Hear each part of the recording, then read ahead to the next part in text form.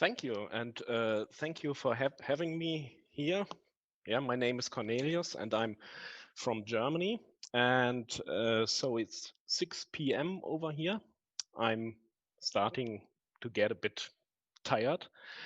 I'm a father of 3 kids, and so actually I'm not used to talk without being interrupted. So this will also be quite interesting. But enough about my challenges.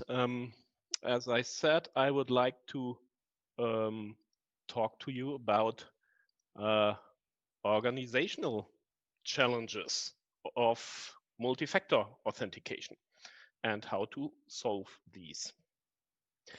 So I'd like to do the following agenda. First, I will tell you something about me.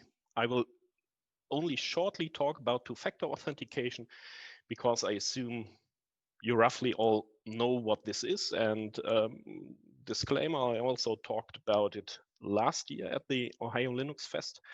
And then I want to quickly dive into organizational challenges with two-factor authentication. It's soft or human challenges during enrollment and with the infrastructure.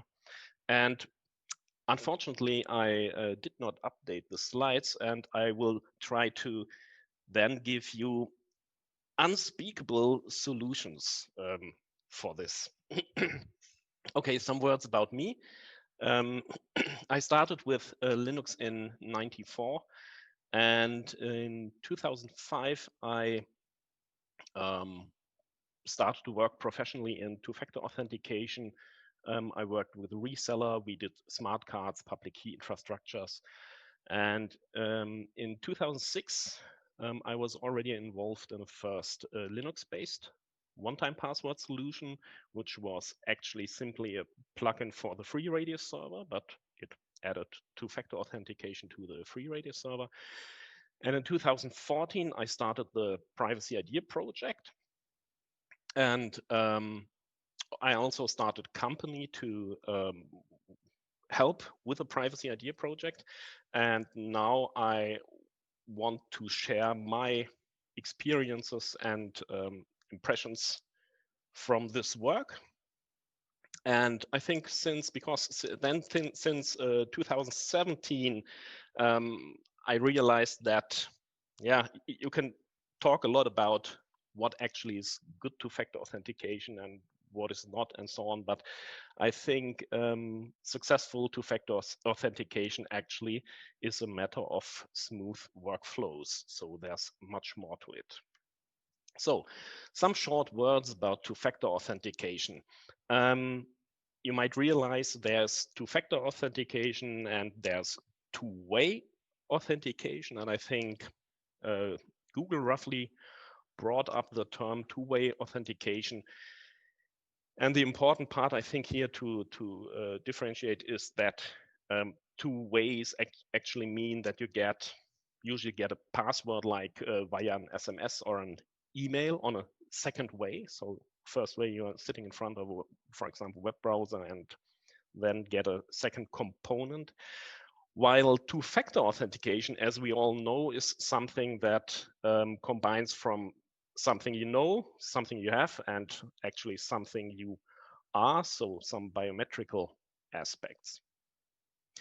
And let's take some look into the possession. So what do you have?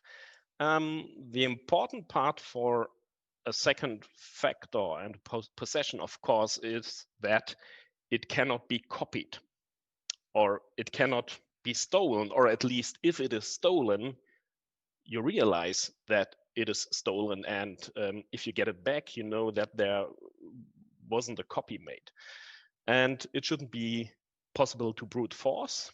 And usually it is somehow protected, or it is somehow a means of cryptography. So, and then you might end up again with a bunch of hardware there. So, as promised, let's directly dive into organizational challenges. First, I would like to take some look at soft problems. So, The question actually is, where am I doing multi-factor authentication? Should I do it on each and every application? There are actually applications around that already ship multi-factor authentication. If you're running a WordPress site, you probably will realize that there are millions of plugins for WordPress that provide multi-factor authentication. There are other products like open source cloud solutions that provide a wide variety of two-factor authentication. And you have identity provider softwares. You have FreeIPA or Keycloak, which provide multi-factor authentication. But the question is, do I want to add this multi-factor authentication to this application? Should I host it in the cloud, or should I deal the same way as I deal with identities, where I have a central identity store and I wouldn't get the idea actually to manage the identities of the users on each and every application? Then actually, it's important not to overcomplicate things. We have a customer, a university with not that a big installation actually, but they probably have configured everything that's configurable. But at the end, you should think about what you actually want to achieve and what you can manage. So you need to understand your system. You need to understand your processes, what is going on. And so it is important at the beginning to sit back and think about what you actually want to do and what you don't want to do. If you have, for example, think about, oh, people could lose their second factors. So I need some kind of process to deal with lost tokens. We'll come to this later. Well, do I need a process for this? Or can I simply use the same process I already used for enrolling tokens? Then you have security and usability. And we all know that usually our expectation is that security and usability don't work well together. Google invented no, they did not invent the QR code, but they started using the QR code for enrolling their smartphone app. But the QR code is prone to being copied. So everyone who's getting the QR code can scan it and it will get the same non-encrypted secret key. You can use text messages to send one-time passwords to phones. That's totally easy, perfect usability, but it's not quite nice. You can use very sophisticated push applications to send push notifications. That works totally easy, but it can be a nightmare for the administrator because it has a very complex infrastructure. You can use the YubiKey. I personally love it because I can plug it in.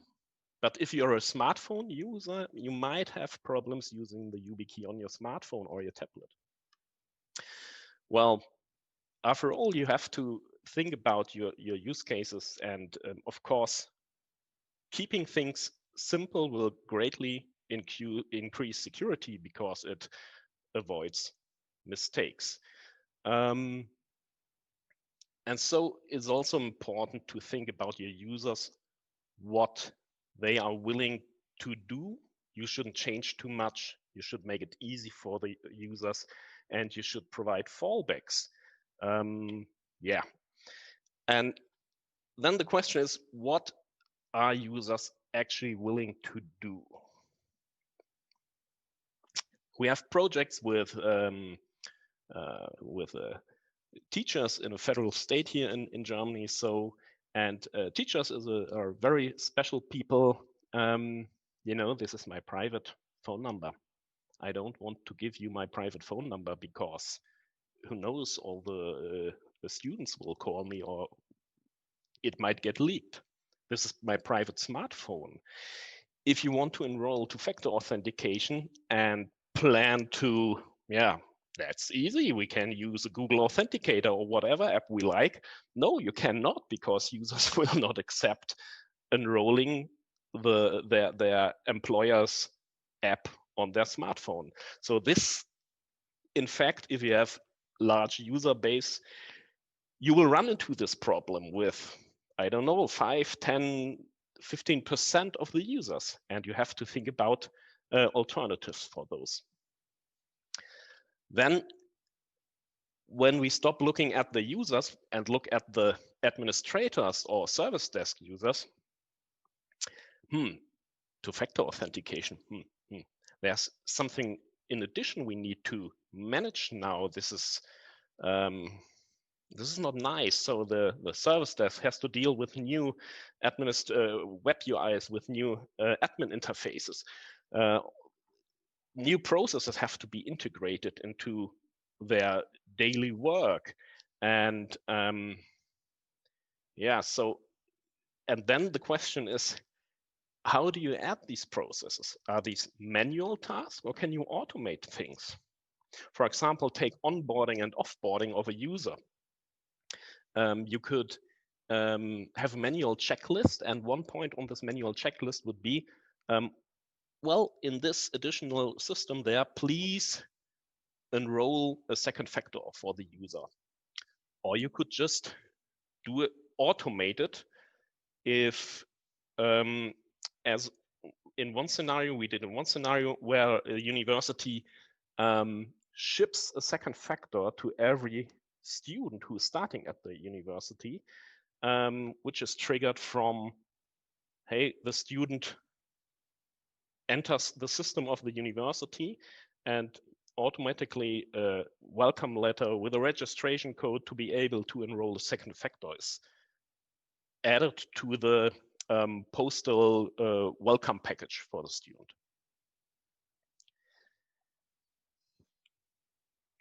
Then the question is, what are administrators allowed to do, or what should service desk users be allowed to do? So if you restrict the tasks or the rights an administrator has, you will probably have an easier life, because there's no chance that the self desk or the service desk user can break anything accidentally. Then the big question is, what should I do? On which technology should I choose? Should I still use smartphone apps? Should I use YubiKeys? Hey, here in Germany, we had a big marketing campaign last year about FIDO 2. It was all over the media, all over the technical media. It is totally hot. Everybody wants to do it. But will it be still hot in 5 years? Or will it work at all in your scenario? And so you should think about, to avoid concentrating on one technology and on one vendor. So it's a good idea to stay independent and be aware that technologies can change, and you might have to migrate away in a couple of years. Oh, migration. Yeah. And you could already have a two-factor solution. So you might need to migrate from this solution to a new solution. Or if you choose to do two-factor authentication, how good can you access and control your installation and your data? Lately, I was told, for example, that Azure MFA probably increased their prices dramatically. I'm not sure if I can get a data and configuration dump from Azure MFA to import it to another solution if I don't like the business model of Azure MFA anymore. So if you have this problem, you will have the challenge of re-enrolling all your tokens. Imagine you started using multi-factor authentication in the cloud. with a proprietary commercial vendor and you don't like the business model anymore. You will not be able to take the already enrolled tokens with you, which means the real pain here is that you will have to contact your thousands of users and give them a new second factor. So looking into open standards like HOTP makes sense. FIDO 2 is an open standard, but a very complex one, so it could do everything. Of course, it's not necessary to say that closed solutions have their own challenge. Yeah, so let's take, I made some notes here. So let's take a look at enrollment and shipping.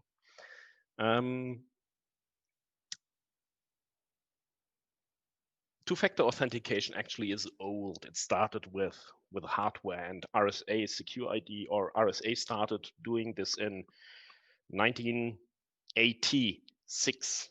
So yeah, it's old. And you still have hardware tokens which come preceded, which means a symmetric cryptographic key is implanted on this hardware device, on this key fob. And you get a seed file. And this is good. This is the challenge here is, what is actually the shipping route of this seed file?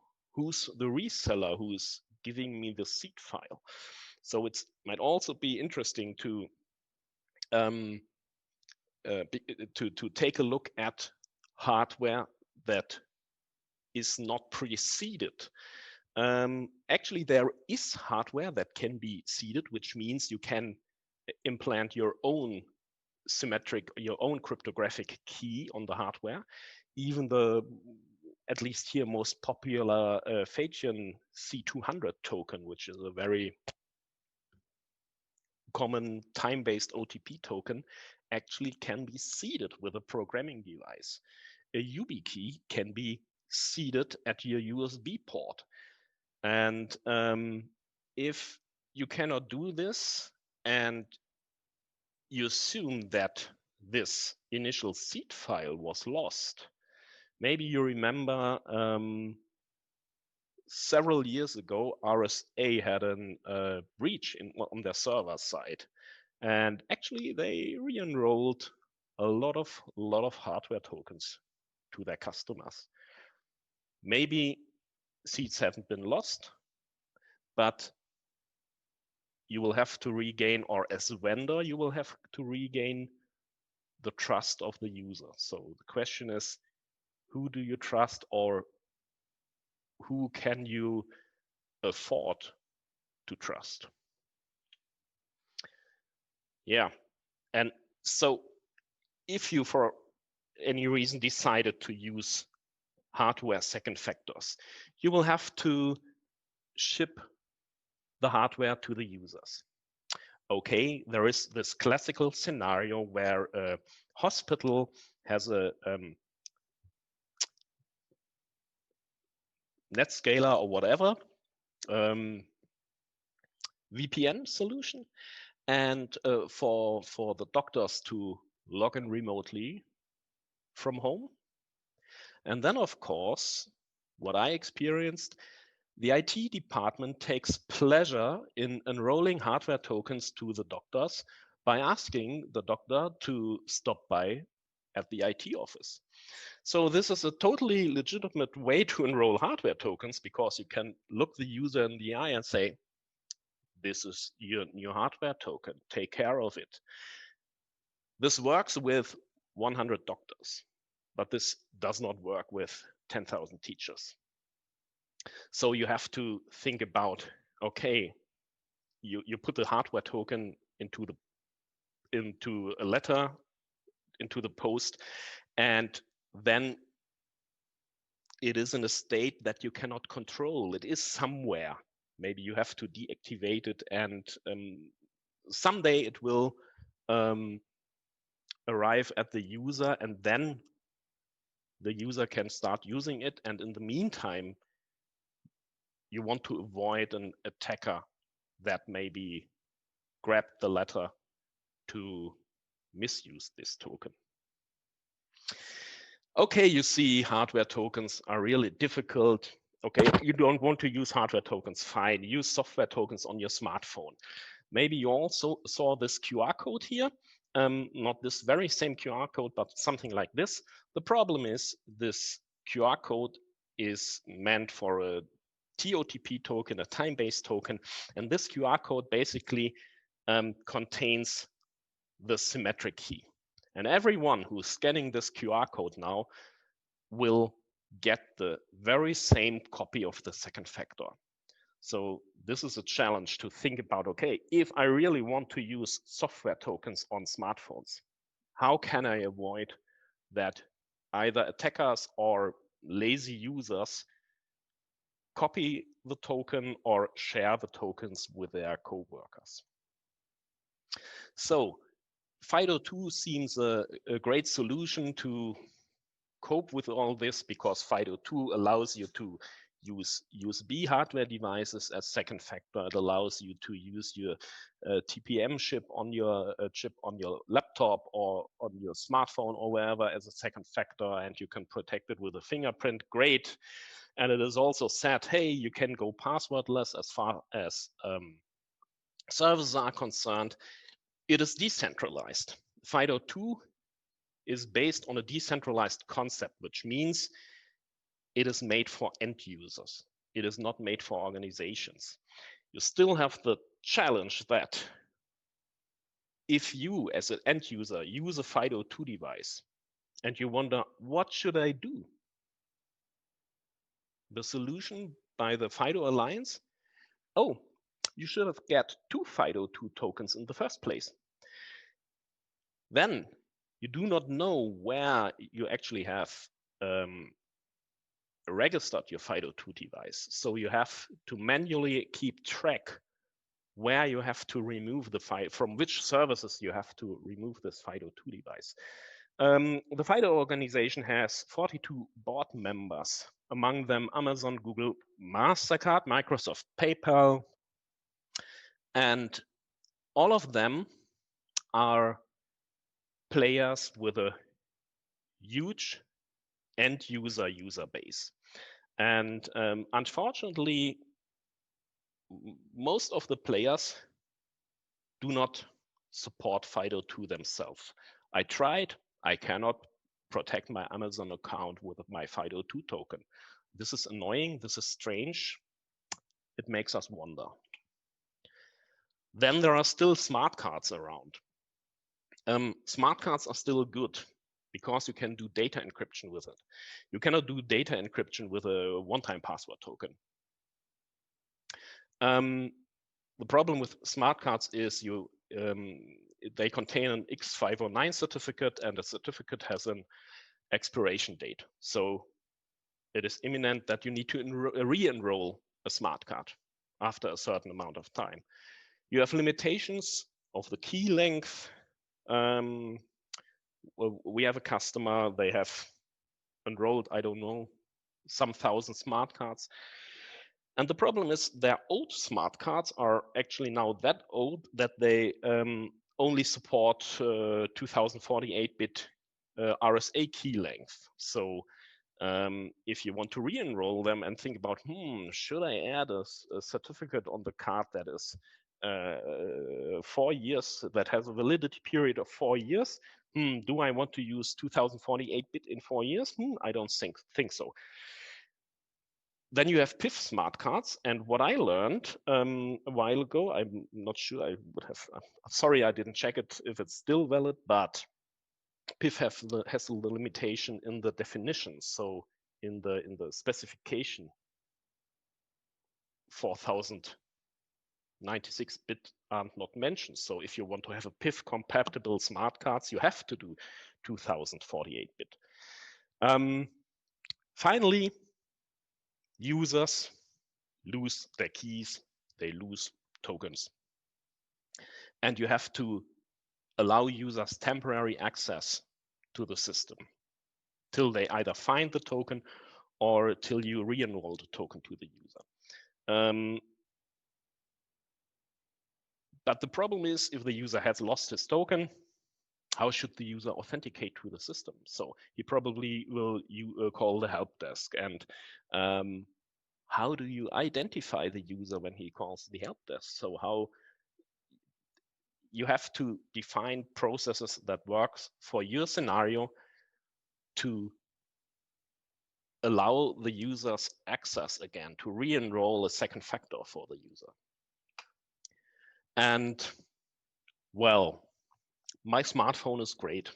So how old are your smartphones? You're probably older, but a lot of customer smartphones here in Germany, you have you get a contract with your smartphone. You pay the smartphone with your contract, and you will get a smartphone every 2 years. So which means you probably will have to re-enroll a smartphone token every 2 years. If not, then that's probably bad because you shouldn't do backups. Because what happens if you allow a backup of your smartphone authenticator app?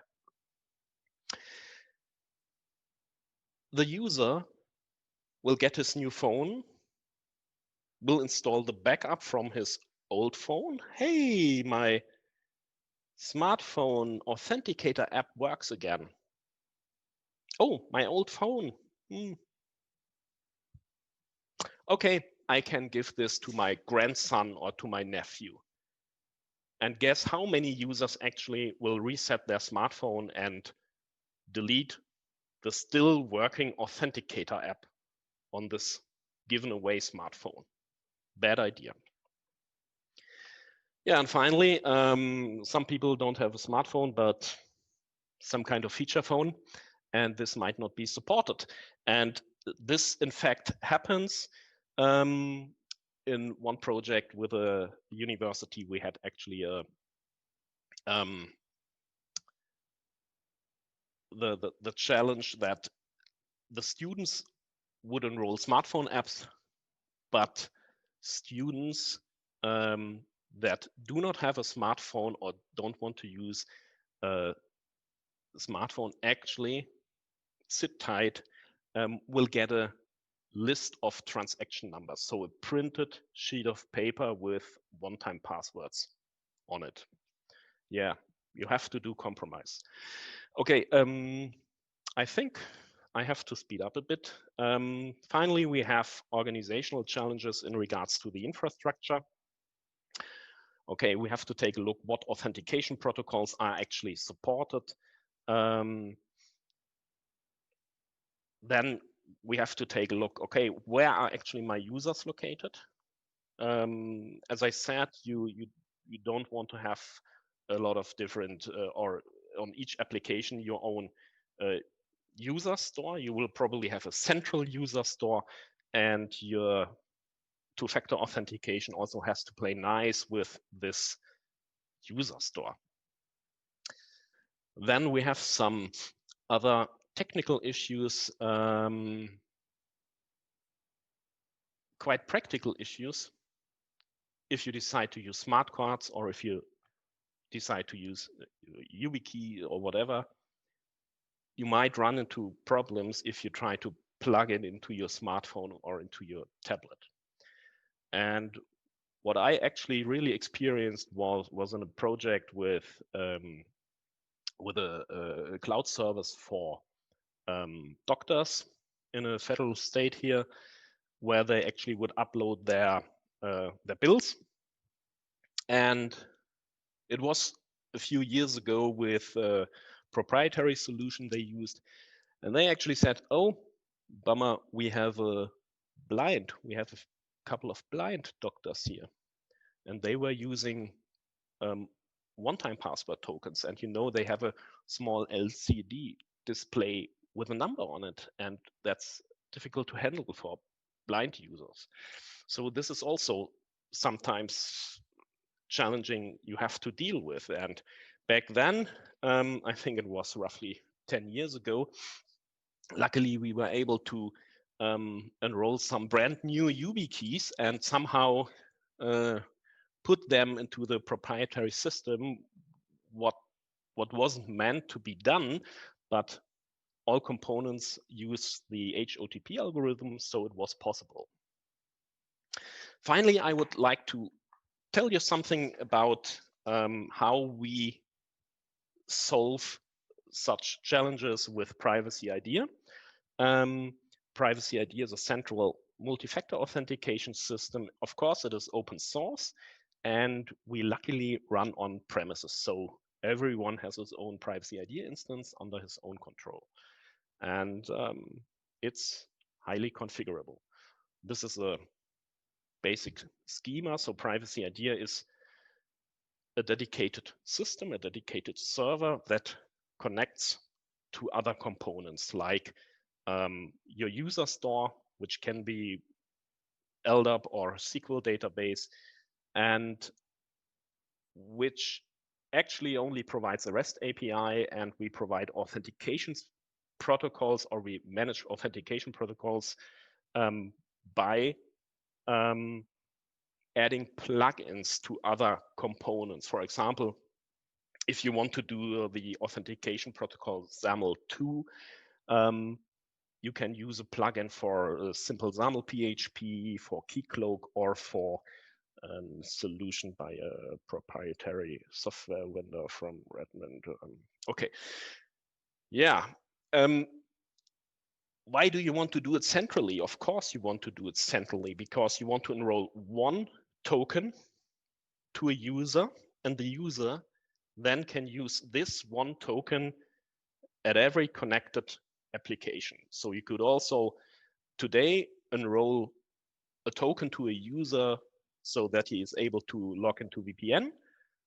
But next year you would simply connect another application, and then the user could do two-factor authentication there without the need to re-enroll the token or to have any user interaction. User interactions for IT admins are evil. And of course, if the user loses his token, you can block this one token, and then the attacker or the guy who found the token cannot use it anywhere. Yeah. Centrally, you can also assign many different token types to a user, so you also would have this flexibility. There are different token types, of course, because the challenge is to identify what token type is actually the right token for me. Is a smartphone app, does it make sense? Do I need to do certificates of FIDO 2? Or unfortunately, we even have projects where users authenticate with an email token where the user gets a one-time password sent to his email address. And nevertheless, this way you can get acceptance by the user and have fallback tokens. And you also avoid the vendor login, but also what I said earlier, the technology login, because token types can easily be added later on. Yeah, I said something about the authentication protocols, and the stack here actually is, it is a web application written in Python. It provides a REST API, so everything is accessible via the REST API. On top of it, you have a single page application. And but for example, the token types are all Python classes, so you can easily enhance and add your own token type. And if in 3 years industry comes up with a next cool thing, we will probably able to add this new authentication mechanism to Privacy ID. And the great thing about this stack actually is that we can automate at many different levels here. We can write scripts to call the REST API, but we can also call Python libraries directly, which speeds up things a lot. And this way we were able to, for example, migrate 3 old MFA systems into one privacy ID system just by adding a bunch of scripts for re-enrolling tokens. For this, we also have a Github repository where we collect all the scripts that somehow come into life over time. Yeah, all is REST, which also means you can integrate this MFA system into your existing self-service portals, into your existing help desk interfaces, wherever you want to. And so that users or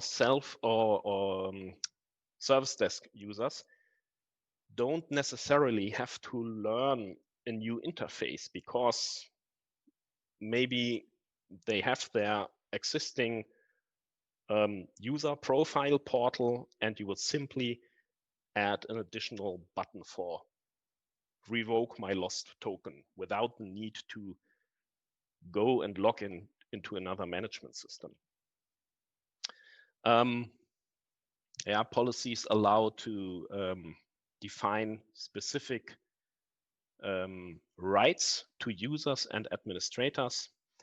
And the most interesting thing, I think, is the event handlers.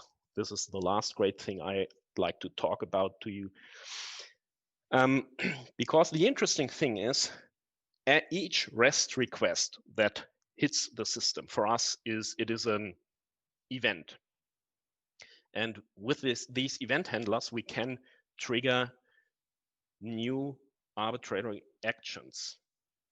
And every event can come with certain conditions, and you can say, okay, if an administrator enrolls a token and the user does not have a token yet, and the token type is of type A, and so on and so forth, then you can tell the system, please start an additional task. And this actually helps us a lot. And a university used this to deactivate tokens during shipping. So the self-service assigned tokens to users, and the tokens were automatically deactivated in the shipping process. And the self-service users do not even have the right to activate or deactivate tokens. They can simply assign a token to the user, and everything happens automatically behind the scene. In another project, we did parallel token enrollment. This means we enrolled a new token, but since old system were still involved, we also automatically enrolled a radius token. This is a virtual token that forwards the authentication request to another MFA system. So in this case, actually, they were migrating from RSA Secure ID, and using this mechanism, they were able to enroll the new token in Privacy ID, but the user could still either use his old RSA token or his new token in Privacy ID. And this was simply done by automating it with this event handler here. So it's a quite mighty tool, and we have a lot of different handlers that can start different actions, because we do not know what users are doing. So I have a picture here, and this is actually a schema from a World War II bomber. The bombers that returned to the US, they recorded where the airplane was hit by gunfire. And these are all the red dots here. And you think you have everything under control and everything is great. And so they decided, we know all these red dots, all the hits. Let's let's strengthen the armor of the bomber at these points there. Sounds like a good idea, yeah? And but actually, a witty mathematician came around and said, no, that's a bad idea. Because since you see a gunshot at these red points, you see that the bomber was still able to fly. You should take a look at the bombers that did not return. And so you should strengthen the armor actually where you have no hit. And sometimes actually I feel this way with our projects, because we are sitting there and thinking, oh, two-factor authentication should probably work this way. And then you meet the customer and the world changes. So how should we know as a vendor actually what the customer wants or needs? And this is the great thing with these event handlers, because this is simply an automation mechanism. And sometimes we are really astonished what our customers come up with. Yeah, I already talked about smartphone enrollments and about the problems with the QR code. And I talked a bit about lost tokens, so I think this is fine. And for now, this is all. I hope you like it, and I think we have very few minutes maybe for some questions. Okay, thank you.